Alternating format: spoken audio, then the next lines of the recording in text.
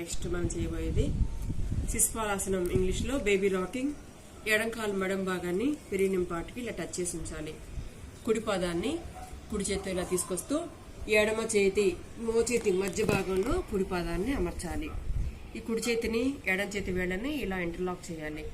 Straight ever spine, మీ వెన్నుపూస భాగాన్ని స్ట్రైట్గా ఉంచుతూ కళ్ళు మూసుకోవాలి. నిదానంగా మూమెంట్ని జెంట్లుగా ఎడమ నుంచి కుడికి, కుడి నుంచి ఎడమకి ఇది కూడా గమనిస్తూ ఉండాలి. ముందుగా చాలా నిదానంగా చేయాలి. కుడివైపు నుంచి భాగం, ఎడమవైపు నుంచి భాగాన్ని గమనిస్తూ మీ వెన్నుపూస చివరి భాగాన్ని గమనిస్తూ ఉండాలి.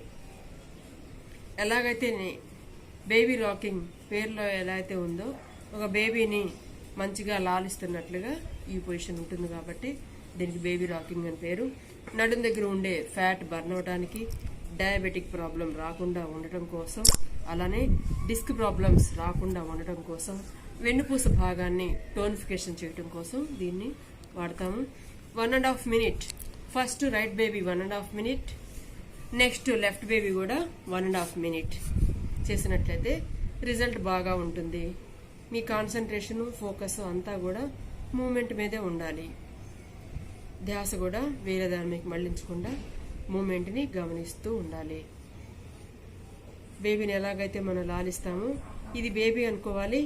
ఇది బేబీని మనం చెస్ట్ వరకు ఎలాగైతే హత్తుకున్నట్లుగా ఉంటామో అలానే ఈ కాళ్ళను కూడా చెస్ట్ దగ్గరికి తీసుకురావాలి. 1.5 minute right baby, 1.5 minute left baby. మన అవసరాన్ని బట్టి ఇంకా చేయాలనుకుంటే చేసుకోవచ్చు.